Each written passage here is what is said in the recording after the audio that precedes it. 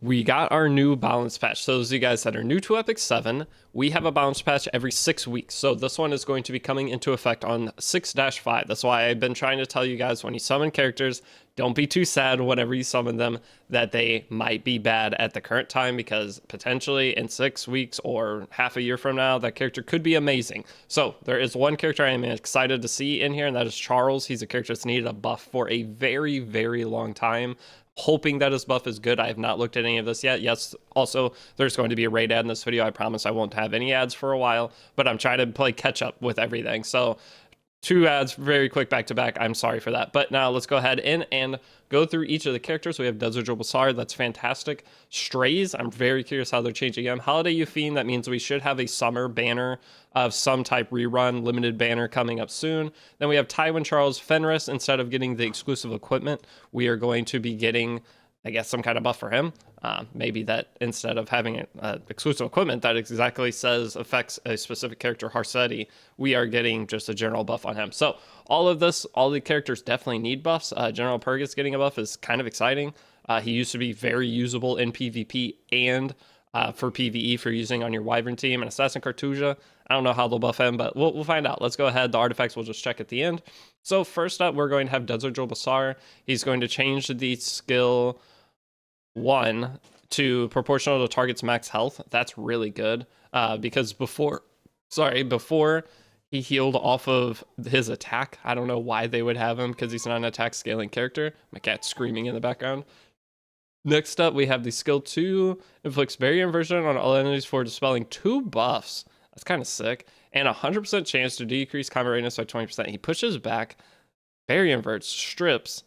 Kind of good. I mean, that right there is a huge buff for him as well.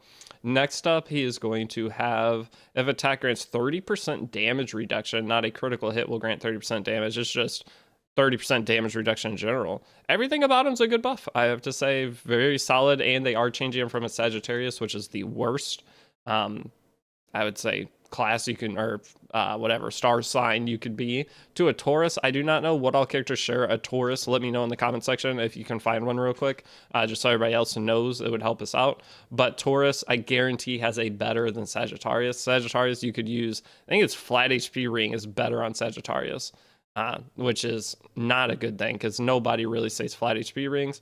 So, and by HP, flat HP, it's either flat HP or HP percent. So, okay, so I mean, that's a solid buff overall. In terms of usability, it definitely seems to go up, especially with the dispelling 2 buffs.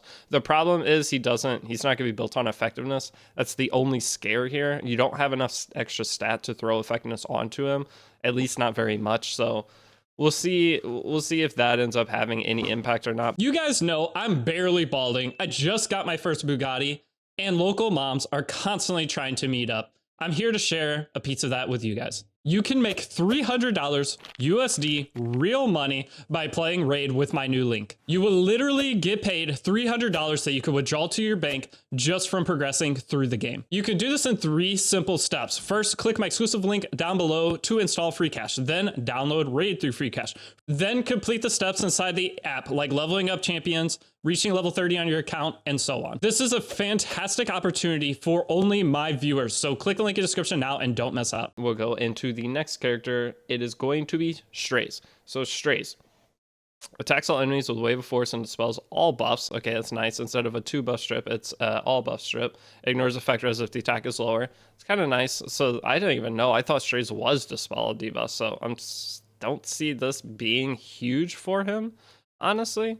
But it's going to be the next skill that matters. Attacks all enemy, penetrates defense of the target with the highest max health. Skill cannot trigger counterattack. So before it was penetrate defense, the highest max health by 30%. When the caster's attack is greater, it's 100. So it just always penetrates 100 anyway. I don't think this is going to change a whole lot of his kit. Still can't be triggered on a counterattack. I don't know. I don't think this is gonna change a whole lot. When the caster attack is greater, I don't see this changing. I don't feel like this does anything. Let me know if I'm wrong, but I don't feel like this does anything extra for him. Yeah, I don't know. I don't like Straze's buff. I just, off the top of my head, reading this, it doesn't seem great. All right, so Holiday Yufine raises the chance to burn to 100%. It's not the worst for the skill 1. The skill 2 is going to have health is 50% or more, increased evasion by additional 35. That's nice. I guess it makes it to where she has a higher dodge chance. So one of the things is Holiday Yufine, you generally have her on some kind of barrier artifact or a way to give her barrier at the start of the match. That allows you to continuously have this evasion. And with this, it helps you stay alive a little bit, and you get an extra 5% combat readiness. Might be a valid cleanser now. I still don't see this changing a whole lot either. Because again, you had barrier. If you're gonna play the Holiday Fiend ever, you're gonna have barrier anyway. So I don't know how much that extra dodge chance on that, it just allows you to play her slightly more often. Maybe those of you guys that enjoy using her could see some benefit out of it. I don't really care for that one either. It's not the best balance patch so far. I like that it's a Jewel Basar one, but I still don't know how much that'll affect the actual game either. So that's one thing with these balance patches, is occasionally we'll get one that's revolutionary. It's one that every single character on the patch has a huge buff. This doesn't feel like one so far whatsoever. Next up, we have Tywin. Attacks the enemy, 50% chance to inflict decreased defense. So instead of dispelling a buff, it's going to decrease defense. Okay, that's much better overall, because it's only a single target attack. That's a skill 1. Then his skill 2, commanding shout, can be activated once every 1 turn. Okay, so this activates every turn then, versus every 2 turns. So he continually can commanding shout. Yeah, he could commanding shout more often. It's not the worst, actually. One thing with Tywin, very few people play him. He has come into the meta a couple times that some people would do a specific counter pick draft for. But overall, not crazy different. I don't know. I'm curious on this. If people would be more willing to use Tywin, because I don't know. I don't feel like that's enough of value. Okay, again, it's still not great. But exclusive equipment, increased sword storm. Okay, so it increases the defense chance on him, defense break with the exclusive equipment. I believe this puts it at 100%. Because sword storm had the debuffs dispel at 50% chance. So it's still not that high either. I don't know. It puts it at 65. I don't like this so far at all. Dang, I was excited. This is the one that's most important though. Charles, please have a good buff. Charles used to be so fun to play back at the beginning of Epic 7, and it's fallen off hard. Basically, they need to make him HP scaling. That's what I'm going to say before we get into this, but let's go ahead. Attacks with a giant sword, 6% chance, that's his normal, 75% chance to dispel 1 buff. After attacking, has a 50% chance to activate Smash as an extra attack. And when the granter or caster is granted 3 or more buffs, oh, it's a guaranteed. That's already pretty decent. There's certain metas that Charles would have been fantastic in. We had a time where Blue Shoe was super strong, and having Charles have that during that meta would have been great. I don't know how he'd perform in the current meta at all. I don't see it really. It's very high momentum right now. At least a lot of the games I'm seeing, it's either Arunca or Lidica on one side or the other, going either nuclear speed or super bulk down. So I don't know. All right, but here we go. Skill 2, attacks an enemy repeatedly, absorbing some of the damage's health and increased combat readiness while allies. It does give a combat readiness increase, and the thing is, Charles can proc both attacks on a counter hit. That used to be the exciting thing with him, is if you procced an Elber's Ritual Sword, you would counter, get an additional hit, and now you would counter, get an additional hit guaranteed if he has 3 buffs, and you push your team up. So you get damage and CR boost. It sounds fun, at least. Not terrible. Because before it was 100 chance to spell all buffs. So he had a strip here before, and they tried to take the strip and place it elsewhere, I guess. Damage to increase proportional number of buffs granted to the caster. They took the damage variance away as well. And then now we have the skill. Ooh, now here we go. Hold on. So here, this is actually decent. I don't mind this. So with Charles, we're gonna. Ooh, it's Charles' new selective summon 1 character. Wait, he's not even on selective summon 1. I don't know. I don't think he is. Okay, but the Faithful Strike, that's a skill 3 AoE attack. So it grants a counterattack to the caster for 2 turns, but when he's awakened, increase defense to all allies for 2 turns and counterattack. He's not defense scaling either. He's still going to be attack scaling. The problem with Charles was he's attack scaling. So it's hard to build him on all the stats that he needs. I mean, he needs a bunch of HP still, because he's not going to survive. One of the nice things now is he at least heals himself a little bit when he does activate the extra attack. He's fun. This sounds fun. I like this. I like the increased defense. That helps keep your team alive. Increased defense is insane.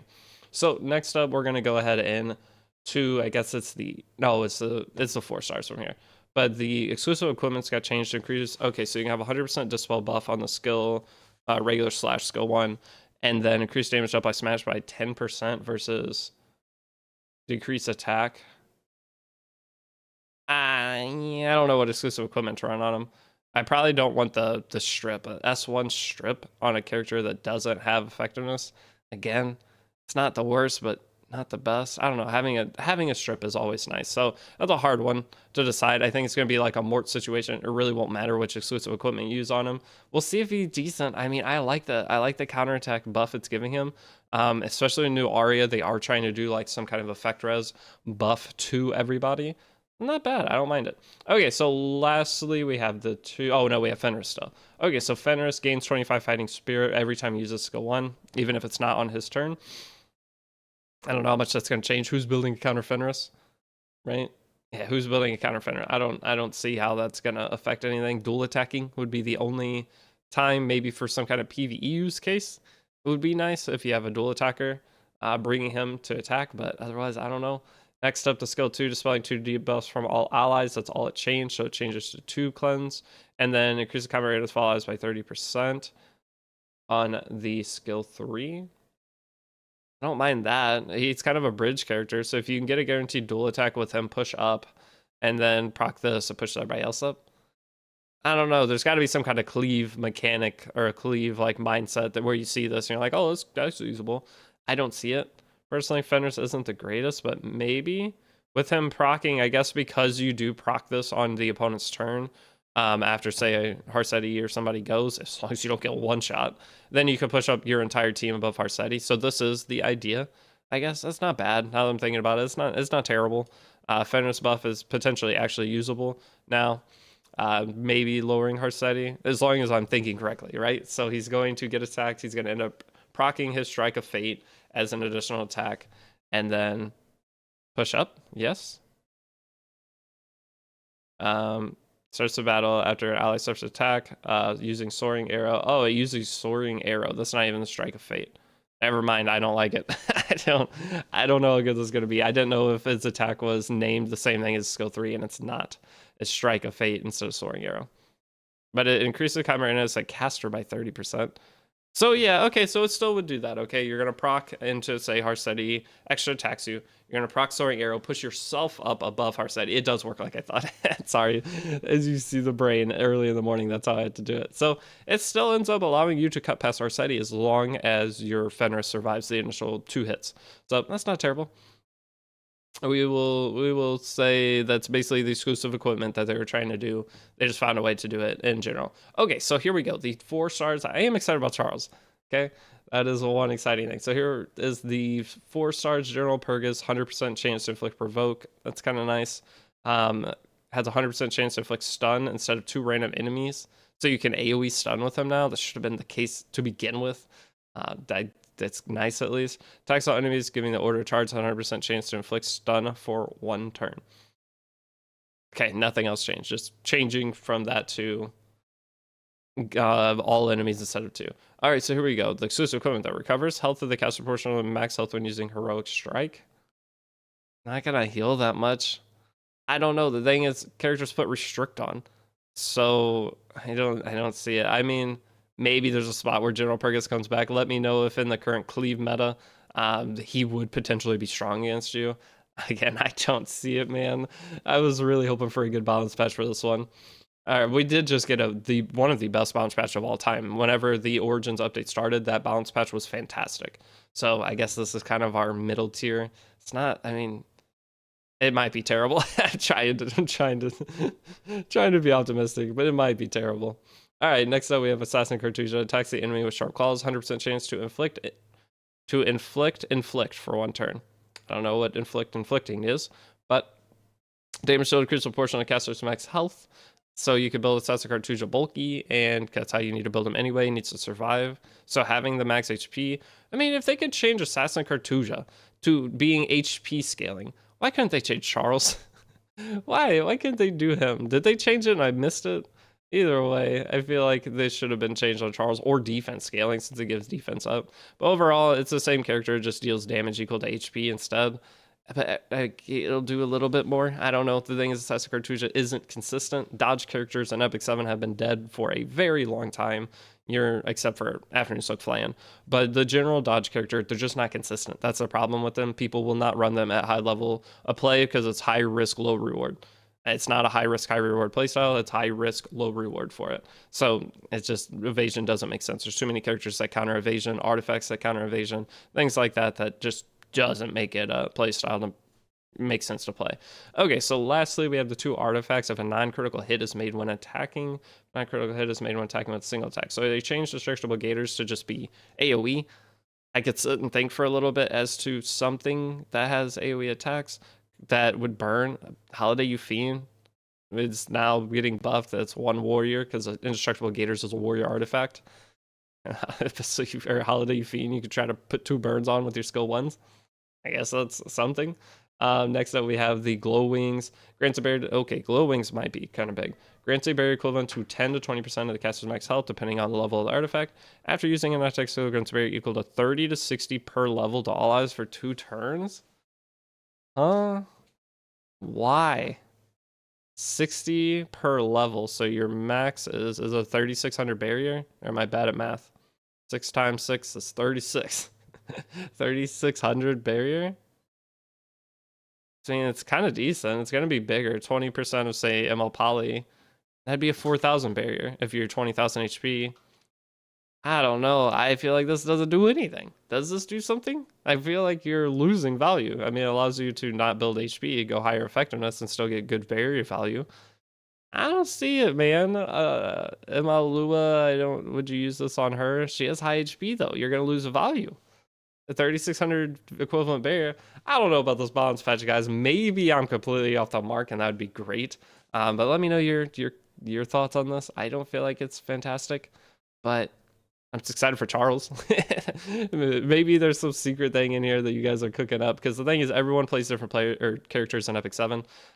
With what they've shown and how I play the game, I don't see this balance patch affecting me at all. Maybe Jewel Basar having some kind of more annoyance, because that's just what Jewel Basar is annoying when you fight him.